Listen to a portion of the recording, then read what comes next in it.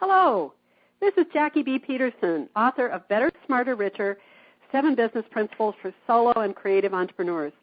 It's my mission to help solos, those of you in one-person businesses, understand and apply the 7 principles that lead to success in solo enterprises.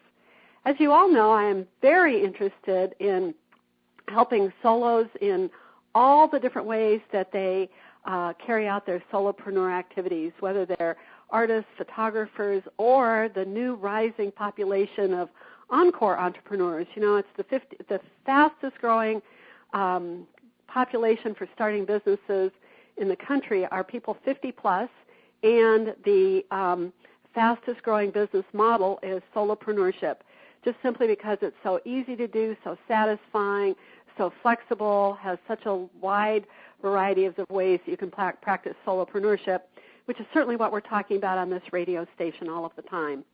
So if you'll visit my website, www.bettersmarterricher.com, you can download the free ebook outlining the 7 principles of solopreneurship, sign up for the free newsletter, and join the very active conversation on the blog. And, of course, stay tuned to our weekly radio show, which is posted to www.soloproradio.com. We'd love to do that. I have a very interesting guest today. Hillary Hutchinson calls herself the change strategist. She is also committed to being happy. I love that. She believes that when we do the work we're good at and passionate about, we're on our life's purpose, that we find happiness. Hillary herself said that she's had at least 7 distinct careers, including market researcher, political lobbyist, nonprofit journalist, legal assistant, manager at 3 different academic institutes, professional business organizer, and now career change strategist. Sounds like she's had a lot of practice and can really tell us how this works. She has learned that embracing transition instead of resisting it, oh my goodness, can be the key to moving from surviving to thriving in both your career and in the rest of your life. Sounds like a great conversation. Hello, Hillary. Hello, Jackie. Nice to be here. Well, I'm just glad you're here. This will be fun to talk about that very interesting life that you've had. You know, actually, we've been talking to solos once a week for almost 2 years now, and I have found that a lot of them have had an interesting and varied path, maybe not as much as yours, but that what has happened is that they've learned things at each and every step that has helped them be very, very good at what they're doing now. So tell us about your journey and all the details and what you learned along the steps of your 7 distinct careers that you've had. Well, I think learning is actually the key concept there. And what you take away from each particular environment that you're in can help you with the next stage and whatever the next thing is that you're going to do. So as I started as a market researcher, I thought my only skill was really sitting in the back room, gathering statistics, putting them together in little reports. At that time, there wasn't Excel. I'm old enough for that. But we did put them in tables and things like that. And then I discovered that, wow, you know, part of what I actually am good at is talking about what these things mean. So that moved me in the direction of the political lobbying, and that was for a particular program that people will not remember this at all, but there was something called the National Environmental Policy Act, and our job was to really try to educate people about what that was, and it included a lot of things in it, such as making sure that if anybody was going to put a building site in place, that there were no particular archaeological remains there. Oh, that's big. I mean, there were just a lot of that. We joked that it was the Full Employment for Archaeologists Act, but yeah. But that was part of what I did there. And then there, as a piece of the National Environmental Policy Act, there was a whole huge study effort underway to decide what to do with nuclear waste. Well, guess what? We still haven't answered that question. So, you know, but I learned about how the political process works at every single level. And it taught me so much about how you get things done, who you talk to, how you talk to them, what kind of data do you have to present, et cetera, et cetera. Wow. And, each and every time I moved from one career step to another career step, I was increasing my skill set and increasing my ability to reach a wider audience in some way, shape, or form. As a legal assistant, I continued in the area of environmental management stuff, and I used to joke that we represented the bad guys. We represented the big corporations like Motorola. But you know what? Motorola was way ahead of the curve in terms of how they were handling waste streams for things like processors, because they have to be washed in acid. So it turns out that the big guys were actually the better actors, and the little guys, like the dry cleaners, were not. And that was an eye-opening experience. I'll bet, because we so easily jump on the big guys. Right. So, at each level, you just expand your knowledge, expand your skill set, and really learn to see the world in a different way. So, isn't that the truth? Yeah. So then you got to management at different academic institutes. Right. And there I was working in a variety of different things. The first one was around helping Guatemala become more democratic. Oh, my goodness. Second one, yes, I know. It had been through a 30-year civil war, and so they had lost a lot of people who had knowledge about democratic process. The second one was working for the Institute for Middle Eastern Studies, and I was there during 9/11. That was a very interesting time. Oh, my goodness, what an experience.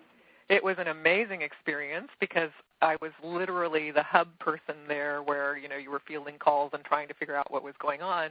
And our mission there was about really training scholars of the next generation about what was happening in the Middle East. But, of course, people just targeted us by telephone as, you are the bad guys supporting these people, right?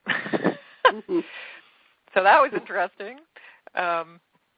Anyway, again, that was a very enlightening experience in terms of learning more about how you talk to the people who don't fundamentally agree with you. Yes. And learning how to do that kind of, let's tone down the conversation, let's learn how to actually see each other as real people, and then let's see what can be done. So from there I went to the Humanities Institute, and the Humanities Institute was very much about trying to bring in really high-ranking scholars to talk about whatever their interesting areas of research were. So I've always liked being on the cutting edge of what is super interesting. So I can hear that, and that not only that, you've had the, I'm going to call it chutzpah, to move into something that could be quite contentious, and, there was maybe disagreement or uncertainty about how to approach it, and you've just Absolutely. waded right in. Yes, I did. So I am an encore entrepreneur, 50 plus. Yes. I hit the age of 50, and I had gotten to the point where I had learned so much from working at all these different organizations that I really was beginning to feel like there were a lot of people younger than I am, and they hadn't yet done the kind of learning that I had done, and I was having to, take orders from them. Mm-hmm. That wasn't very comfortable for me. Oh, that's such a polite way of saying it. So one of the skills that I had, or have actually, is being able to organize both events and paper flow. And so I decided to become a professional business organizer for entrepreneurs, especially people working out of their own home offices. And while I loved everything that I learned about how to do that, and I actually became certified to do that, I discovered very quickly that the part I most liked was actually coaching people in making the changes they needed to make in order to make their lives a lot more sane. And if they got themselves clear and together, they would make their offices and their paper flow work better. And that would make their life flow better. Make their life work better. Right. Yes. And that's what moved me into coaching. And I ended up deciding that, the fundamental thing here is we have to change our ways. Yes. And that is not easy. So, I always tell people, making change, even good change, is hard. Yes. And I've thought a lot about that. So as a change agent, let me interrupt you for a second and ask you. No, please. Here's what I've thought. Because even when it's good change, like you say, change is it's annoying. It's kind of it's creative abrasion. Somebody called it. Even when it's, gosh, I finally got the house of my dreams, or I'm finally getting to do blah blah blah. It still stretches you. And I've decided that the reason is that we have so many things in our life that we kind of do automatically, and they're kind of like our foundation, and we just kind of do them. The way you put on the makeup, the way you brush your teeth, the way you, all those things that you do. And when there's change, you have to look at all of those again, and you go, oh man, I had this settled, for heaven's sake. I had this settled.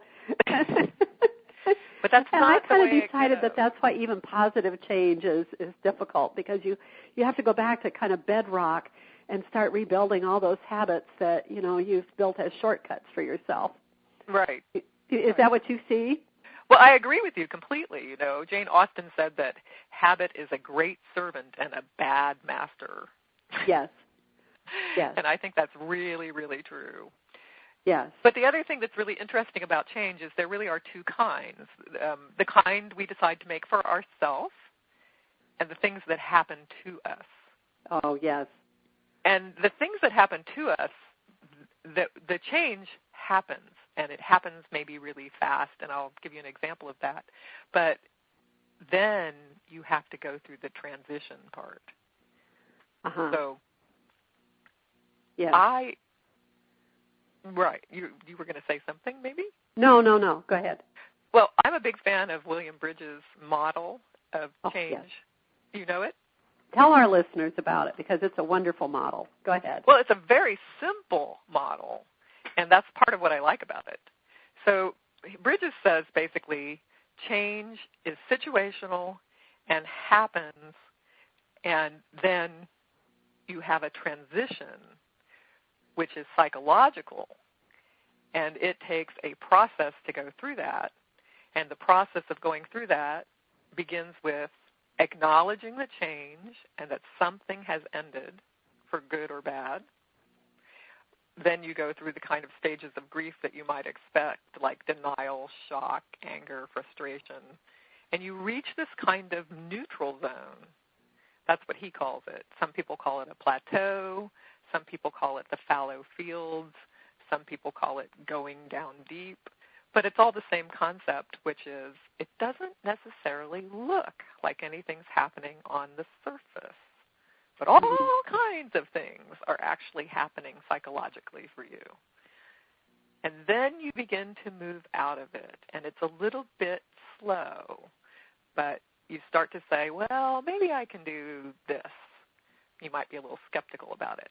And then you start exploring it a little more, and you find out that, you know what, I really can do that. And you start to accept the idea that you're moving that direction. Then you begin to really feel like there's some importance for doing whatever it is you're doing, and you get some hope and enthusiasm, and then you're ready for a new beginning. That's quite a process, isn't it? It's quite a process. It's quite a process. You know, how I liken that that neutral zone is when I'm in big change, the way it feels to me is that all this stuff comes crashing in, and I'm sure it's, denial, shock, anger, frustration, like you were talking about. And then I reach a point where I'm not going to let it go any further. Right. It's like there's a core of me that we don't breach the core, okay? and that must be the neutral zone. And a lot of stuff is happening, and then I begin to move back out. I begin to do those adaptions that you're talking about, and that must be the neutral zone. I think that's an excellent way to think about it. Mm-hmm. Not to get too woo-woo on you, but the Eastern philosophies always talk about, who is the real you? Mm-hmm. And I think that when you're in the neutral zone, that's what you're really working with. Yes. You're not your job. You're not your role. Yeah. And as I say, I know that there comes, it's like there's an energetic boundary, and I don't let whatever it is pass that boundary, because that would breach the core. I don't know what else to call it. So there's a core me, and that core me then begins moving back out and, recreating after I've what would I say, absorbed or allowed that change to come into my mind and allowed it into my thinking process, allowed it into my being, and then I move out. But it's kind of like if you allow the pain of it or the anger of it or the emotion of the change to breach that core, you are gone. That's the adapt or die. That is the adapt or die, and again, one of the things that you really have to give yourself permission to do is accept what is.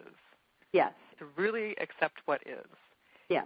And I am a big believer in allowing yourself to relax as a way of letting those other ideas come in. Yes. Yes. Quit fighting it. Quit fighting it. Quit fighting it. Yeah, because as you talk about change that is thrust upon you, that's the way it is. There's not much you can do. There's not much you can do. Yeah. Wow. So. It's interesting. I can see the path as you talk, Hillary. I can see the path that you went from learning to what numbers mean to learning how to use them to get things done to then applying them to environmental management, which led you to learning how to talk to people who do not fundamentally agree with you. And then you focused that down and you began to work with, you took that interest in entrepreneurs and you were helping organize them, but what you really needed to do was help them change their mindset. And I have to tell you, along that line, I was at a very interesting, I heard a woman speak about 3 weeks ago, and she stood up and she started her speech and she said, how you do anything is how you do everything. Nice.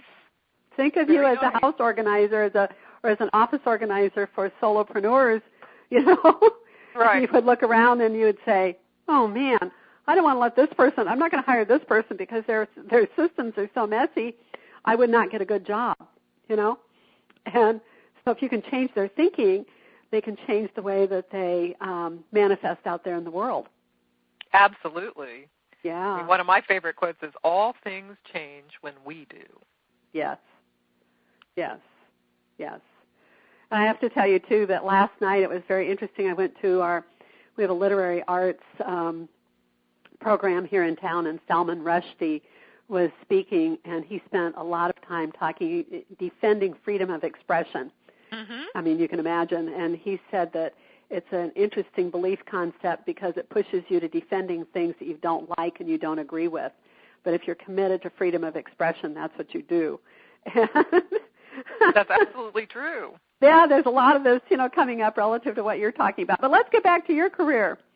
So you have had a really rich journey along the way, and what I like is that you've been self-reflective, that every time, one of these changes or opportunities came and you moved through a transition, it was because you could pull the learning forward and say, okay, I learned this, and hanging on to that piece, I can pull it out of its environment, and I can pull this piece of truth forward with me, and I can apply it to now a different framework for my career. Although absolutely. The truth is still the same. Absolutely. Yeah, yeah. So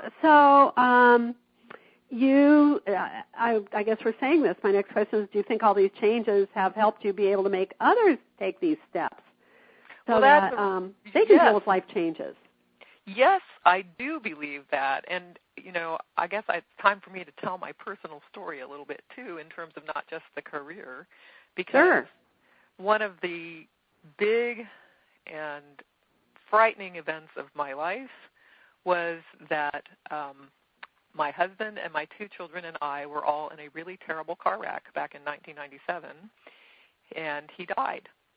And we had spent, many years getting him through a doctoral degree program, and he had just gotten his first tenure-track job at the College of Charleston, and my kids were 8 and 10 at the time. And I really had a humongous change thrust upon me at that point. And then I almost died, and my kids got hurt, and John, of course, did die. So coming to terms with change that is thrust upon you is something that I have spent a lot of time thinking about. Oh, bad. And, I think it's even bigger than that. I truly have empathy for the people that are struggling with whatever the changes are that they may be facing. Mm-hmm. And they may not be facing something like the death of a spouse, but when you're let go of a job at the age of 50, it can feel like a death. Yes. Yes. And, of course, there's so much of that going on, in the last 4 or 5 years where, the word we use, the euphemism is downsized. Right. It's a death, because people who care about their work and who are invested in their work, and that's the best employees are people who are emotionally invested in their work, so that's who we want. Those are the people that are just torn apart when they get downsized, kind of like you're one of a number and out you go. Right. Because they're emotionally attached to it. Absolutely. So it isn't just losing a job, it's like losing part of your purpose, and you have to totally regroup. You have to redefine your identity. It may not be as awful, but it could be as awful as, losing your husband. It could be to some people. It can feel the same. The emotions are real. Yeah. And that's part of what you have to work through is the emotions and the grieving. Yeah. And that's my point, is you really have to work through the grieving and give yourself permission to grieve that this change has happened before you're going to be ready to move on. Yeah. Because if you don't do that, it's going to leak out some other way later. Well, you're right. It really will. I if you want to say it in a kind of a cold flip way, when things like that happen, you either deal with it, die, or go crazy. That's very true. And if you're want to be here, you deal with it, and we know that the world, all of nature, acts on you either adapt or you go, and that's what nature is about. Absolutely. And then we have to figure out, okay, what I believe to be true, some of it may still be true, what is still true, what is no longer true, right. What do I have to get rid of, right. And what about me, what was true about me and what is still true about me, and, that's probably all the work you do in the neutral zone. That's a lot of the work that you do in the neutral zone. Wow. Very big piece of it. Yeah, yeah. And it's some of the hardest psychological work you're ever going to do. I think you're right. And, when you think of, take our conversation and the principles in our conversation to, say what's going on in our government right now, mm-hmm.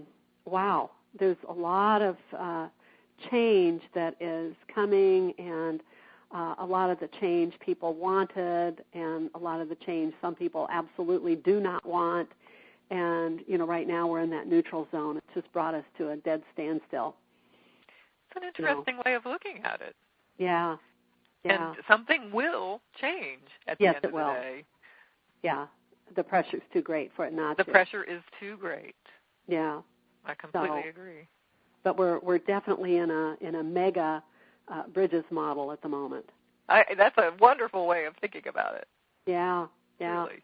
I remember, it's been a long time since I've looked at his work, but I remember the picture of the trapeze artist and, the person hanging between the two trapezes. Right. Aren't we there? Yep, we don't know whether we're going to fall or get caught by the other side yet, while you're suspended in air. I think that's where we are. And it's so scary to let go. Oh, my so God, that you yes. can catch the next side. Yes, it is. Oh, yes. So I'd back to your work. I'd like to just take a minute while we're talking about this to talk about one of the tools that I like to use to help people through this. Because I do have a lot of different tools, but one of the ones that I really enjoy using with my clients is called RAMP. And it stands for Rapidly Accelerated Mind Patterning, which is kind of a mouthful. But the idea is that it will help you move through things more quickly. Uh-huh. And the thing that's really interesting about this particular model, it's a new modality. It was designed by Dr. Sherry Buffington, who is a psychologist. And the whole premise is to be able to allow yourself to talk to your own subconscious mind in language it understands, which is images, not the kind of words that you and I are using right now, to help you get past whatever blocks you might be feeling. It could be any number of things, but you will really find a positive result no matter where you start. You will start with whatever is going on for you, and your brain, it's not like hypnosis. It's going deep by talking in the language that the subconscious understands. So what kind of language does the subconscious understand? Pictures. Oh. Yeah. And the reason that this process is very useful and can make things happen very quickly is when you think in pictures, you think so rapidly, way more rapidly than you can, when you're speaking in words. Mm-hmm. So. Well, we just last week had she called herself a word nerd on the show, and we talked about how pictures are growing in popularity. This might be one of the reasons. But another one of the reasons is because words have precise definitions, but most of us no longer have a large vocabulary that allows us to sort between the fine nuances of the meanings of the words. And so we have shifted to pictures as a way to get our point across. I see this happening a lot, in how we talk to each other. We talk to each other with pictures. And so that might have a lot to do with this RAMP process that, changes so fast out there in our world, and we have to adapt to it that, maybe the RAMP process is a way to articulate kind of what we're doing, that we're moving more to visuals. Well, think of websites where we've gone from words to YouTube. Right. And this is a way of moving very quickly through whatever is getting in your way. Because the subconscious only wants two things for you. It wants your happiness, and it wants your survival. It wants your happiness more than anything else, and it will also want its conceptual survival through mental and emotional well-being. That's what your subconscious wants for you. So moving beyond early programming of one kind or another, you don't need to think in a logical way that the conscious mind thinks in order to get past some kind of emotional block. Oh, Hillary, this is big work. This is very big work. Mm-hmm. And it's fun for the person doing it because they're never unconscious. It's not hypnosis. They are aware that they are actually going deep into their own unconscious mind. So by transforming the picture for the conceptual survival of the self, you transform how you behave in the world. And this can happen so fast because it's all done in pictures. So have you had to take a lot of training in this? I have taken a lot of training in this. I would think to understand, which pictures, how to respond to how one of your clients responds to the picture, because different things mean different things to different people. Well, that's true. That's true, but there are a lot of commonalities too in terms of the kinds of things that. Well, all I'm going to try to do is come up with what are the issues that are presenting for you. So here's a for instance. One client came saying he was always getting in trouble for anger outbursts. And so that was what he wanted to fix. That was the behavior that he came that was an emotional block for him.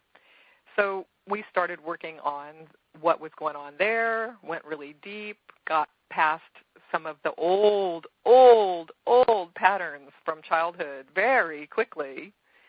And he then reported that the next time he went out to play golf, he played the best game ever because he never got angry. Wow.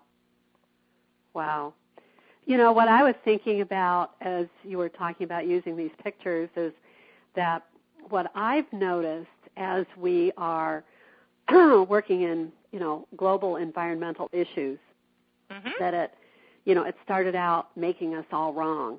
You did this, humans are responsible for climate change and it's dire and we don't know what will happen. And of course we all got very defensive. And right, of course. That what has happened now that I see is that television is full of beautiful pictures about nature. There's shows about planet Earth, the animals. There's one on right now about the flight of birds. There's one coming up called How the Earth Works.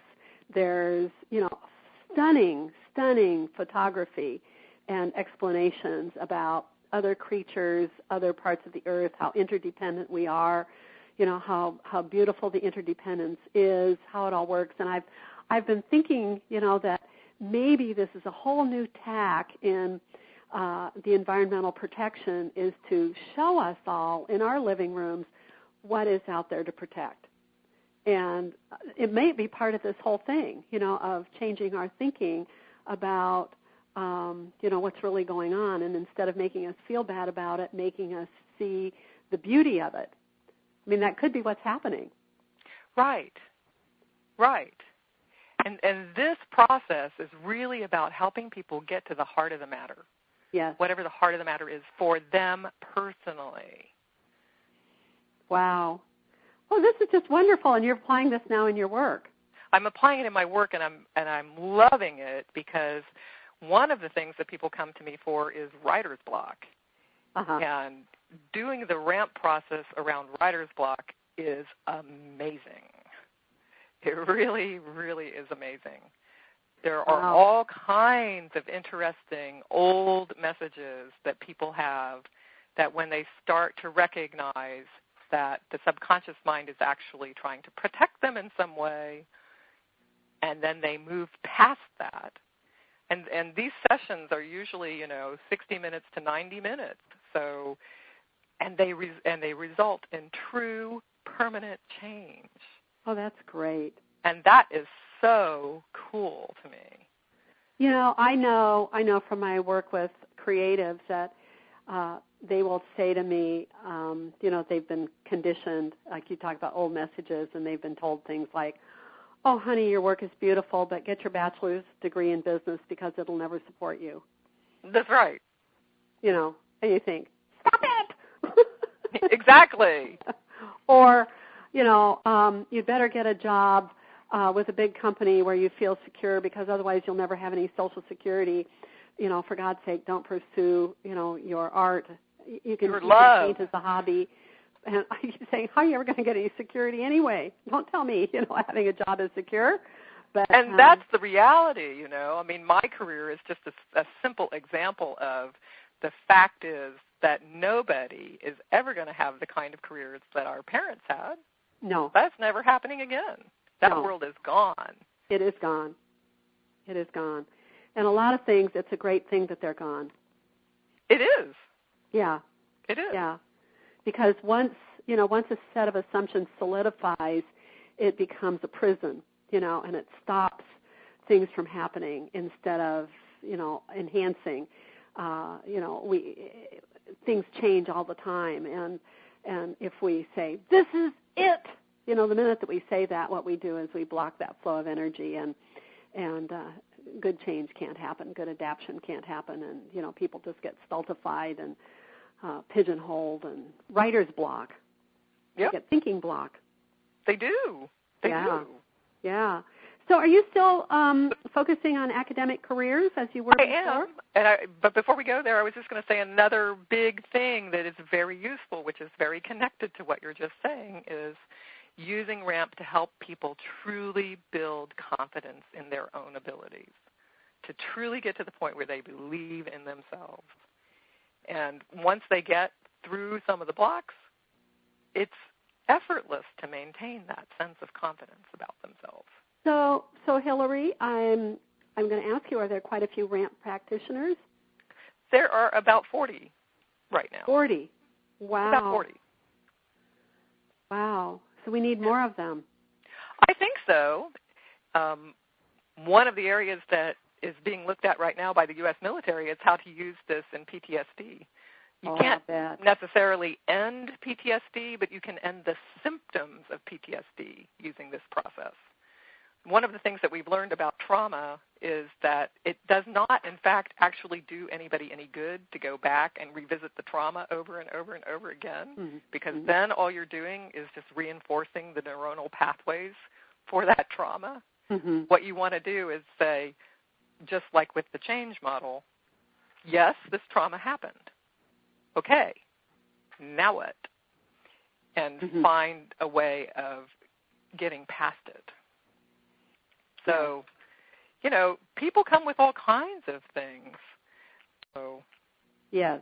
So we better get more people certified in the RAMP practice, because you're making it sound pretty exciting, and it is exciting. I can hear that.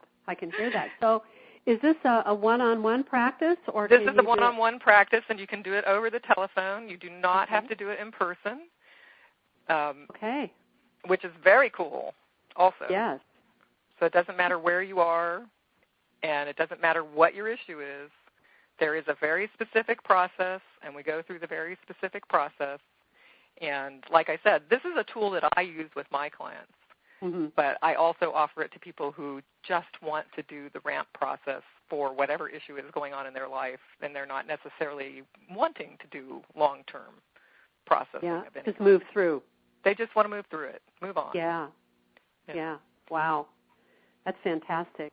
I can't fathom how you do things with pictures over the phone. Well, it's pictures in your mind. Yeah. Okay. I'm not going to show you pictures. You're going to tell me pictures in your mind. Oh, we're going to come up with pictures. Oh, there's so much in different areas that are going on with talking about accessing your pictures. Absolutely. Yeah, quite a bit. I think this is very exciting. What a tremendous addition to your practice. Oh, it really is. It really is. Wow. I've used it. You asked about whether I'm still working with academics. I've used it with academics to help them get around writer's block. I've used it to help them figure out if they even wanted to do whatever it was that they were focusing on. And people come with all kinds of issues that they don't even know that they have sometimes. So, wow, good for you. That's fantastic. I've obviously, with all these different paths that you've taken in the past, I shouldn't assume that you are slowing down and stopping as you become a change strategist, but that you're continuing on to unfurl the blossom, or let the blossom open, And I now think that's you've got a great another metaphor for what's strategy. been going on. Yeah. Thank you so much. And so now you've added even a more specific strategy Mm-hmm. to helping people deal with change. I think that's just wonderful. As I say, I should never have assumed you were at a stop. Well, I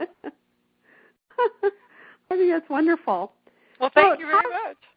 So talk about, is as they say, is your general focus still academics, or has RAMP moved your practice on to change as a whole? Well, I started with academics partly because I had so much familiarity with the academic environment, and the academic environment is a very unique environment in terms of what's expected and the career path. There really is a very strenuous and detailed career path. But the interesting thing there, just like what we were saying about the way the work world is changing, the academic work world is changing. Yes. It's moving into a model of contract-based teaching and away from tenure. And fewer and fewer and fewer people are ever going to be able to count on that as a model for their career. So part of what happened as I started studying change was, what about those people that want to get out of academia? So I started working with them, and that kind of expanded me into midlife career changers. So those are really my two big groups. And Encore entrepreneurs are fabulous people to work with. Oh, yeah. You already know that. But they come with such an incredible variety of skills that they don't even necessarily know that they have. And then helping them sort through, well, where is my passion? What is it that I want to do next with the second half of my life? Is so much fun. Yes. And I keep saying there's three groups in this Encore Entrepreneur group. There's the group that is excited because at last they get to do what they've always wanted to do. There's the group that is avoiding boredom because the whole world had assumed you were going to get to be 65, you were going to feel old, you were going to go into a retirement center, maybe play some golf, and then you were going to die. And many of the people who are turning 65 are energetic, vital, creative, and curious, and just eager to do something that is meaningful and fun and worthwhile with their time. I think that's the big surprise about the aging population. And then the third group, of course, is the people that didn't save enough money or didn't save any at all, and they're kind of reluctant entrepreneurs, but they say, oh my God, what am I going to do? And there's a whole move on recareering, which really basically teaches people how to use 21st century skills and processes to go get a job. But the people that I know who are in their 50s and 60s who are looking for work tell stories again and again and again about sending out hundreds of resumes and not getting even a single interview. Yeah. And I keep saying that solopreneurship and Encore entrepreneurship are the missing piece of that workforce continuum because, then people say, I've got to do something financially. I'm going to figure out how to sell what I know. So there's all three of those groups that are taking a look at Encore entrepreneurship, and it is truly exciting. It is just an exciting time. People have huge amounts of knowledge and experience, and the world needs it. So let's sell it. That's absolutely correct. And the thing that some of these people don't necessarily realize, as they start down the road, is just how much fun they're going to have learning all these new skills. They may start out by saying, oh, I don't know how to use the Internet. And the next thing you know, they're out there tweeting. Yeah. And I've read more than once that the biggest growing group on Facebook is grandmothers. Yes. Well, how are you going to get those pictures of your little grandkids if you don't do that? That's right. Yeah, I find that there's quite a few people that are, they can't imagine what they know that somebody would be interested in buying. So, that's kind of a big piece. But once they get beyond that, then there's some basic skills that they need about being in business and business generally. And then I'm such a proponent of solopreneurship for this age group because solo businesses are flexible. They don't have a high capital requirement. They're easy to get in and out of. You can do them more or less intensely depending on what's happening in the rest of your life. The downside is, of course, that you have to be marketing all the time, and you do have to learn the e-tools because that's the only way you can reach your audience. But, it is out there, and it's at the least a very good way to supplement your Social Security or supplement your pension or your retirement funds. You may not have to totally support yourself this way, but it would be a way to supplement what you are doing. And absolutely. So I just think we're going to keep seeing it grow. And I know our community college is moving into a strategy around Encore Entrepreneurs. And actually I'm going to go to a conference in North Carolina. I'm leaving on Thursday. And we're going to talk about Encore Entrepreneurship and how we're doing it at our community college and how it's bridge building between our non-credit and our for-credit sides, because that's what's happening. A lot of the Encores are going to certificate programs in the community college, and what they really want to do is start a business. Absolutely. It's a very interesting time. It's a very interesting time, especially as we all live longer, and we do have something to offer as older people. They call it wisdom. And I believe that.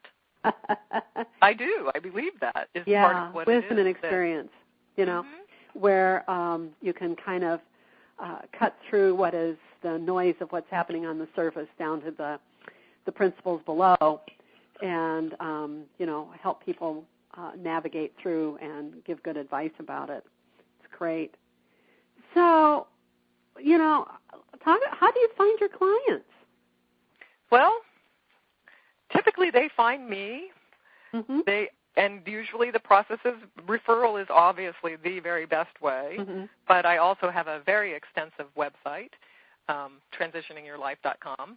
And in that website, I have a place where you can do a number of different things. But one is there is a calendar where you can sign up for a complimentary call, and that often brings people. I have a couple of little things that I send out in my newsletter every month, goes out, and one is called the Success GPS, and it asks you, kind of what are the things that are working in your life and what are the things that are not, and would you like to talk about this? So I get responses from that. Sometimes people just search the web for terms like changing career or unhappy academic, and they find me. So I also speak whenever I can to whatever group will listen about whatever topic they're interested in. They might be interested in how to do vision and goal setting, or they might be interested in actual, what's the process of change. I'm always happy to speak. So that's great. People come a whole wide variety of ways. That's just wonderful. Good for you. So, and you've been doing this business as a change strategist for how long now? Since 2009. Oh, that's great. Yeah. And what do you like most about it? Oh, man, the best part is seeing people go from a place where they are miserable, depressed, stuck, unhappy, to over a period of 3, 6, 9, depends on the client, to a place where they are truly blossoming into who they truly are and want to be and want to do in the world. It's phenomenal to see that kind of transformation. Isn't that wonderful? It is. There is nothing better. And wow. to know that they're happier because they are moving along. Yeah. So So it said that you're committed to people being happy, so you're doing the work that helps them make the change that brings about happiness. That's fabulous. Yeah, well, I think happiness is a byproduct is the thing. I think, as you move into doing what it is that you are truly meant to do and truly is your heart and soul's call, you will become happier. Yeah. It's not about going out to the, local fair and riding the Ferris wheel. No. Oh, that's great. Yeah, that might be a short excitement, but that's not deep happiness. But it's not deep and lasting. Yeah. Wow. So are you making plans? Are you making any plans to expand your business? Probably the next step for me is finding larger groups to talk to. Mm-hmm. So I love working one-on-one with clients, but I would really like to get the word out more about some of the things that you can do to help yourself. Uh-huh. Things like RAMP, things like getting help with a one-on-one coach. But I would like to really make other people aware of that kind of stuff. Oh, that's great. Well, a radio show helps. Yeah, that's a good idea. Yeah, no, it reaches quite a few people, and gets thinking in their mind. I agree the scaling is difficult, particularly if the kind of work that you're doing is one-on-one. Mm-hmm. Have you ever tried doing anything with groups? Does your work translate at all to doing with things, that way? Well, some does. I've done many, many, many online classes, and that translates into group work. But for, particular people with particular issues, there's still a real need for some one-on-one attention. So, but, I've done a course on several courses, actually, on working on writer's block, one called Romancing Resistance and another called Resistance is Futile, and really is talking about, and groups come to that and work through the class work of what are your saboteurs? What are the things that get in your way? What is it that stops you? So it can be scaled up that way. Yeah. Because that's really an issue of, how do you reach more than just ones-on-one, right? In a one-person business. But it sounds like you're doing some of those things pretty well, getting to larger groups and getting to speak at larger groups. So, is your message usually about this is what's happening around change, and these are some of the tools that you can use, and here's a few tips? Yes. Uh-huh. Very much so. So since we have this nice radio audience, would you like to give us a few tips? Well, whenever you're thinking about change, I think the first thing that you want to think about is what is changing? What exactly is changing? Is it external? Is it internal? Is it something you have control over? Is it not something you have control over? And the next thing you want to think about is who wins and who loses in this change. Mm-hmm. Is it me? Is it someone else? And then it's really about how do I embrace this change? How do I stop making it be an enemy? How do I start looking at this as an opportunity? Mm-hmm. Where's the gold? Where's the silver lining? What can I learn from this change? Mm-hmm. And how can I apply it in a new and different way? And maybe even how can I benefit? Oh, sure. That's definitely part of it. Because I think that's, one of the things that solopreneurs are always trying to be alert for is there's change happening. How can I structure my business or my product offerings or my interactions or tools that I'm using? How can I benefit from the change that is happening? In a way, the focus on Encore Entrepreneurship is one of those, here is this mass movement that is taking place, and I can remember sitting up and saying, OMG, I have a tool that is very, very helpful to this particular population. I teach principles of solopreneurship. Absolutely this is what this population needs. So I was thinking along the way of, how can I benefit from this change? And, I'm benefiting others, of course, and, because that's a lot like you. That's what my work is all about. I get excited when somebody gets it. They find their groove. They move into their area, and lo and behold, things just start clicking for them. I can't think of anything that is more satisfying. I can't either. Yeah, it's huge fun, just huge fun, and I'm full of joy for them. But, it's one of the things we do in our meetings is talk about, okay, how can I, position my business? How can I position, my offerings to benefit from what is going on out there in the world? And absolutely. Yeah. So, all change might be difficult, but it isn't all bad. A lot of it isn't all bad, and it isn't something we can ever avoid. So no. we need to really be okay with that. Yes, we do. We do, and I actually think that when you talk about encores again, that one of the old stereotypes is that encores are going to be attached to the past and be talking about, well, how we did it in my day, and we were right then, and you guys are all wrong, and you really ought to come back to the way we used to do it. And I think that stereotype is pretty well gone. And I sure as heck hope so, because I honestly believe it's not true.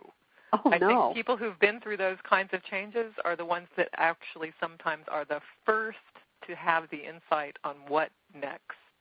Yes. Well, it's heady stuff. It's very heady stuff, and it's really exciting. Yes, it absolutely is really exciting. It's we're moving at the speed of light into a very different world, and I like to say, we're doing it on the fly, and we're doing it in short-term thinking ahead because it's moving so fast, and we don't have a picture of what we're trying to create, and that makes it really challenging. That makes it very challenging. Yeah, So I think those of us who have principles about what we're trying to create, a world that works better for everyone, and air is clean, water is clean, resources are available, really need to be speaking up and being part of the discussion, because we're just careening forward these days. And I think heart-centered entrepreneurs like you're talking about are perfect for the next stage. Yes, very much so. Well, what an interesting conversation this has been this morning. I've just thoroughly enjoyed talking to you, Hillary. Well, thank you, Jackie. I've really enjoyed talking to you as well. And I just hope that we'll stay in touch, so I'll learn more about your next steps. And, I'm going to get online and look up RAMP. I think that's terribly exciting. But in the meantime, if some of our listeners are eager to contact you, how can they learn more about you and get in touch with you? Well, start by going to my website, which is www.transitioningyourlife.com. No spaces or anything in between. And you can also call me at 843-225-3224. And I'd be more than delighted to set up a complimentary session with you or set up a RAMP session with you. I would love to do that, in fact. All right. Well, this is we're about out of time, and I just want to remind our listeners we've been listening to Hillary Hutchinson, the change strategist, and learning all about the tools that she uses people to move through and thrive because of the change that is happening in their lives. I just love it. And again, this is Jackie B. Peterson, author of Better, Smarter, Richer, talking about 7 Principles of Solopreneurship. That's my book. I hope that you will go to my website, bettersmarterricher.com. And we've got some exciting things going on very soon. Next week, I'm going to be in Charlotte, North Carolina for the Conference of Community College Entrepreneurship, and I'm going to be talking about Encore Entrepreneurship and Better, Smarter, Richer, and Solopreneurship, and how that's a perfect program for Encores, and how Encores are a great group of very excited, talented people who are coming to the community colleges to gain some skills for their next career. And then on October 28th, I'm going to be in Seattle. I'm going to do a a workshop for the members of the Pike Street Market. And on November 5th, I'm going to be in Astoria talking with the people on our Pacific Coast about Better, Smarter, Richer. Any of those you want more information about, go to the website and take a look. In the meantime, we're going to do a recorded show next week because, as I said, I'll be in North Carolina. But I'll be back live on October 23rd, and I look forward to hearing from you then. So keep listening and have a great day, and I'll talk to you soon. Goodbye. Bye-bye.